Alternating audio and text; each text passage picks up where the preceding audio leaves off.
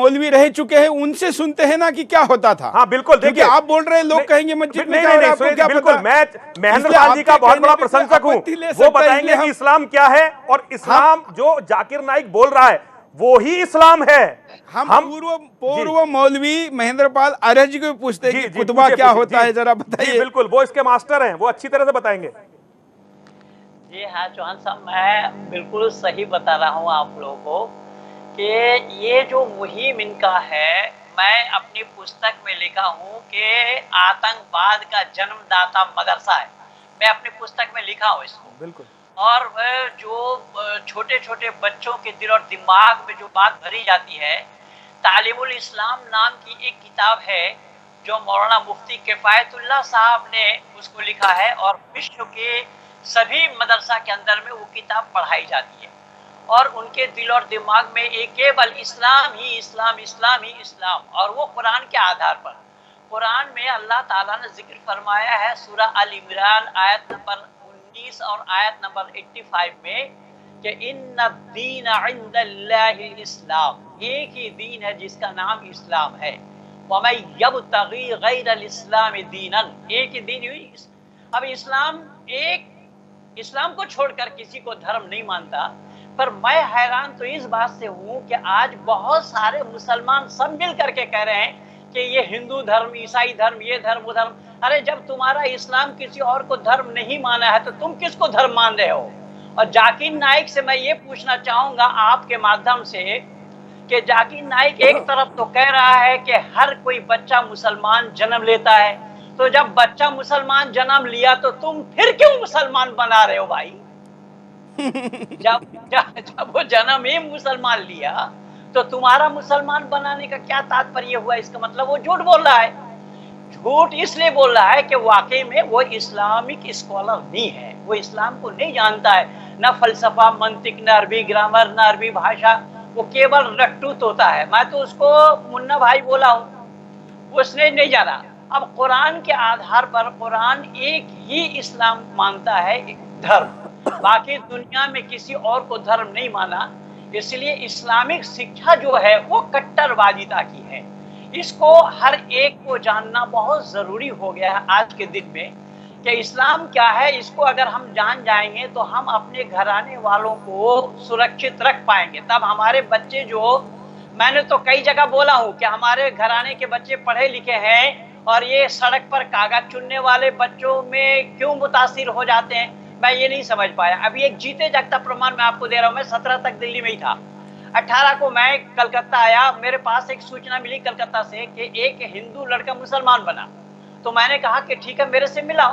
तो मिलने के लिए मैं जब उसके पास गया, वो आर्य समाज मलिक बाजार में ही बुलाया था उसको, वो और 3 मौलाना को लेकर के आए। तो मैंने उनसे पूछा कि भाई इस्लाम से आप मुतासिर कैसे हुए?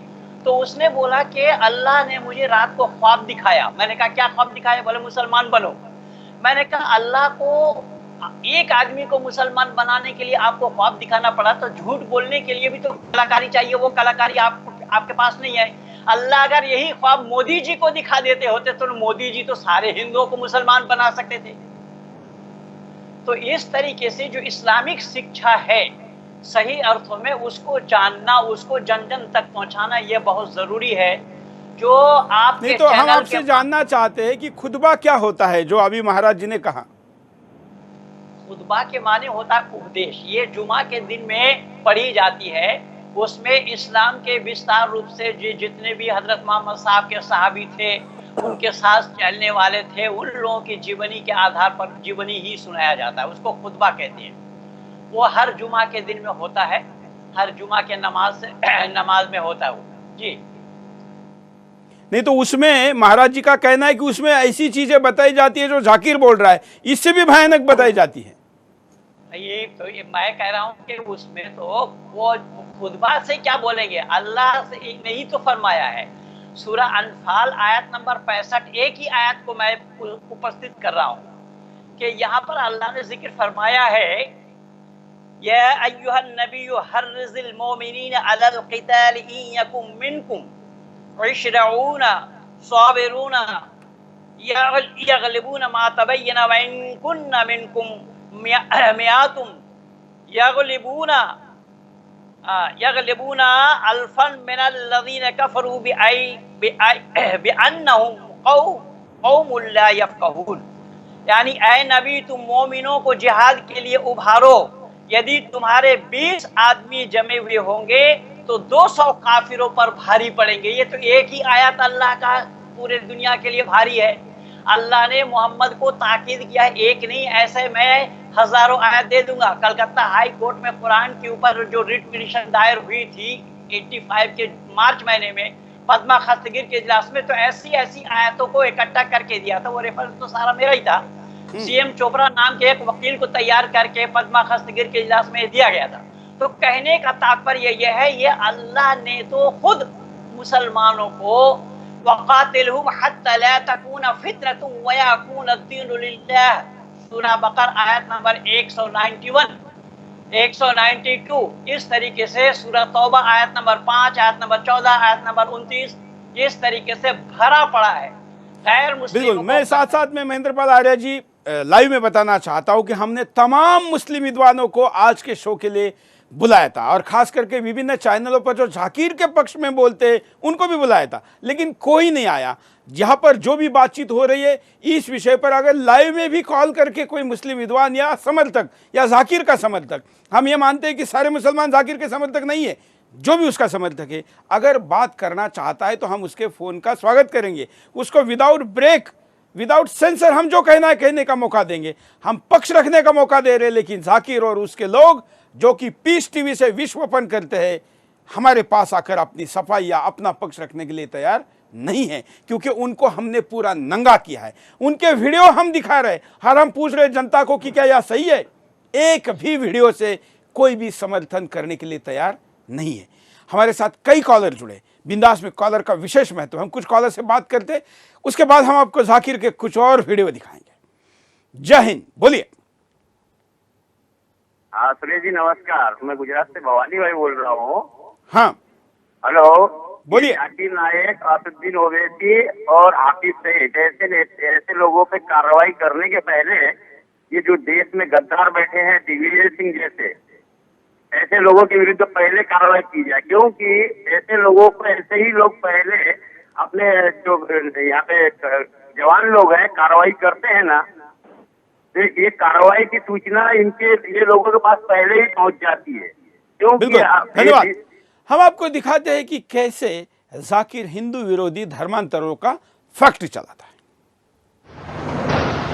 बता रहा हूँ कि पिछले दिन आपने एक एपिसोड चलाए थे जिहाद या फसाद के नाम से, और उसमें आपने न मालूम कितने मुसलमान मित्र मंडली को आप अपने हिसाब से आपने निमंत्रण दिया था, लेकिन मेरे सामने बुलाने पर भी कोई नहीं आया। और आज मैं उस दिन सारा किताब और हदीस सब लेकर के गया था, खोल खोल करके दिखा था। आज आपने भी ऐसा ही किया है।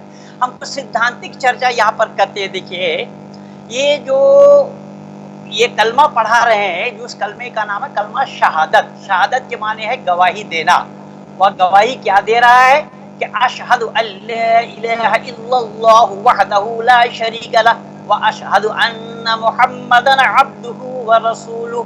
ये कहलवाया जा रहा है और उसे कि गवाही देता हूँ मैं, नहीं है कोई माबूद सिवा अल्लाह के, और मोहम्मद मुस्तफ़ा सल्लल्लाहु अलैहि वसल्लम अल्लाह का बंदा और उसका रसूल है। लेकिन मेरा सवाल जाकिर नायक से है कि भाई तुम्हें गवाही देने के लिए किसने बोला? तुम गवाही क्यों दे रहे हो? गवाही देने का क्या मतलब है? गवाही रिश्वत लेकर के तो नहीं दे रहे, पहली बात। दूसरी बात, इस सिद्धांतिक ये है कि इनके ये कह रहे हैं कि हजरत मोहम्मद साहब को पैगंबर माना। पैगंबर के मानी है पैगाम लाने वाला। देखिए, यहाँ जितने भी आप लोग सब चर्चा कर रहे हैं ना, वो सब ऊपर ऊपर की चर्चा है। जो सिद्धांतिक चर्चा है, वेद में एकेश्वरवाद है या कुरान में, मेरा तो इसी पर ही एनालिसिस किया हुआ है। हम वो चर्चा लोगों के सामने करना चाहते हैं जो झाकिर ने कुतर्कों के द्वारा लोगों को भ्रमित की है। हम उसको पहले काउंटर करना चाहते हैं, और हम चाहते हैं कि आपके साथ कोई मुस्लिम विद्वान आकर 1-to-1 चर्चा करे, कहीं भी, महेंद्रपाल आर्य जी और कोई भी विद्वान, हम कहीं पर भी उसका लाइव रिकॉर्डेड जैसा फॉर्मेट चाहे करने के लिए तैयार है। लेकिन कोई आता भी तो नहीं आपके सामने। ये वही बोल रहा हूँ। देखिए ना, ये मोहम्मद साहब को इन्होंने पैगंबर कहा ना, पैगंबर शब्द का अर्थ होता है पैगाम लाने वाला। तो पैगाम किसका? अल्लाह का। इसका मतलब अल्लाह अपनी पैगाम माने संदेशा, खबर। तो खबर जो लाता है उसका नाम है पैगंबर। तो अल्लाह अगर पहले से वहां होंगे, अल्लाह हर जगह मौजूद होंगे, तो अल्लाह को पैगंबर भेजना नहीं पड़ेगा। जैसा मैं इस समय कलकत्ता में हूं, तो आपने कहा कि ठीक है हम यहाँ स्काइप से जुड़ जाते हैं, तो मैं अगर दिल्ली में होता तो आपके पास ही होता। तो इसका मतलब ये हुआ कि अल्लाह को पैगंबर भेजने का तात्पर्य ये है कि अल्लाह वहाँ पहले से मौजूद नहीं है, इसीलिए अपना पैगाम भेजते हैं। और वेद कहता है ईशा वासम इदम सर्वम यत्किंच जगत्यांग जगत्तेन तक्तेन भुंजीता महागीता का ससिद्धनम, वो ईश वास करने वाला हर जगह, कोई ऐसा जगह खाली नहीं जहाँ पर परमात्मा ना हो, यानी जल में, स्थल में और गगन में हर जगह मौजूद है। ये अल्लाह को सर्वव्यापक नहीं मानते, मानने से ये अल्लाह को जहन्नुम में भी मानना पड़ेगा इनको, ये परेशानी है यहाँ। इसलिए मैं निवेदन कर रहा हूँ, जाकिर नाइक उसी ऊपर की बातों करता है और इस्लाम की जो मान्यता है ना, वो परस्पर विरोधी बातें हैं।